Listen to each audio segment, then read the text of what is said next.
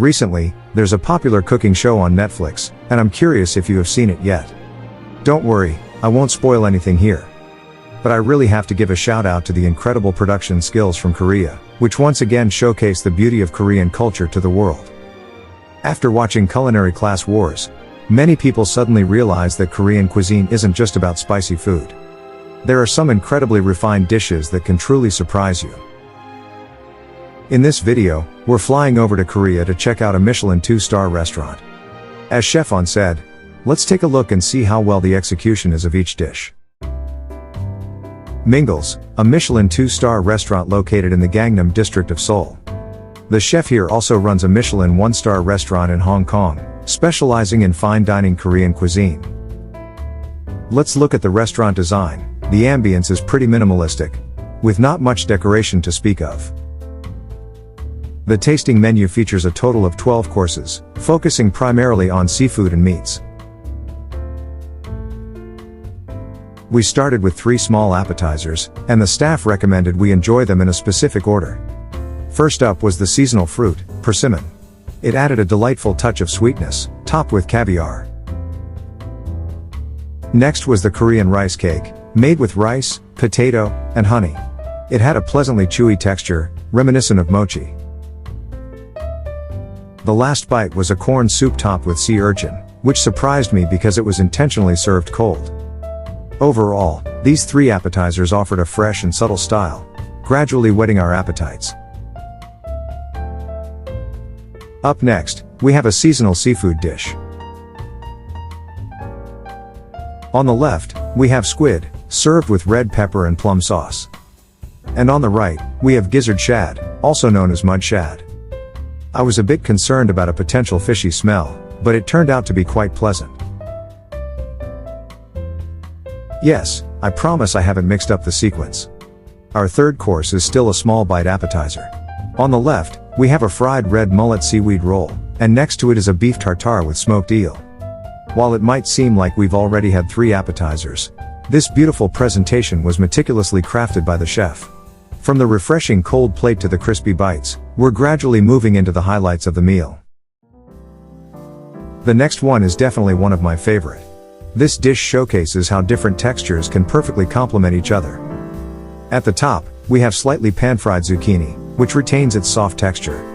In the middle layer, fresh shrimp adds a delightful touch, while the base is a crispy toast that supports the entire creation. It's a fantastic combination of soft, tender, and crunchy in a single bite. This dish is called the mingling pot.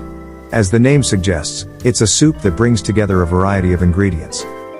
The flavor is truly intriguing, setting it apart from your typical seafood soup. The texture is a bit sticky, likely due to the sea cucumber, which adds a nice thickness.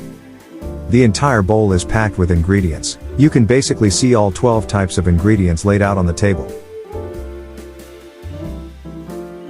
Next up, we have the dried fish porridge. The fish here comes from Jeju, and you can really see how crispy the skin is just by looking at it. The porridge has a light color, but there was a hint of spice, so I asked the staff. Turns out, that kick comes from the green pepper. Those little green drops pack quite a punch. Rice is a fundamental ingredient in Asian dining culture, and the next dish is a risotto made from sticky rice. The aroma of sesame oil wafts through the air, awakening your appetite again. Topping this dish is succulent snow crab paired with caviar. The risotto is perfectly cooked, maintaining a delightful moisture.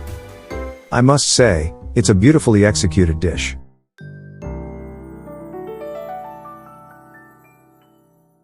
After enjoying the risotto, I'm already about 70% full. Up next is the chicken roulade, which has a wonderfully tender and soft texture. But what I love most is how it pairs with the black vinegar sauce. The tanginess really balances out the richness, making it a perfect complement. Here's the final dish before we dive into dessert. No culinary journey is complete without Korean beef. On the left, we have the tenderloin, and on the right, the sirloin.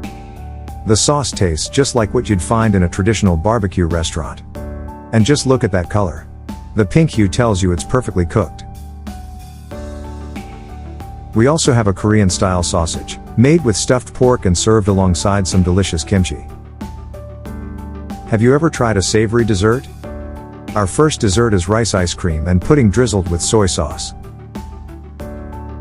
The rice ice cream is wonderfully soft and creamy, and just a few drops of soy sauce elevate it to another level. Of course, this isn't your typical soy sauce.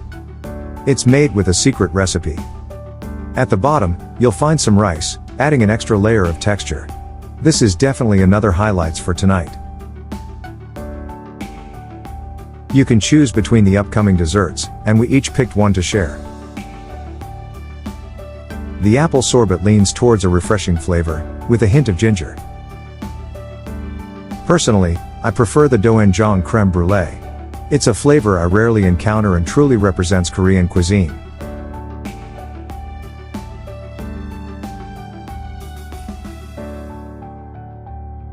Overall, Mingles presents a distinctive fusion of traditional flavors and modern techniques. The chef expertly combines various ingredients and textures, offering familiar yet complex tastes that leave a lasting impression. I hope this video provides you with some insights into fine dining in South Korea.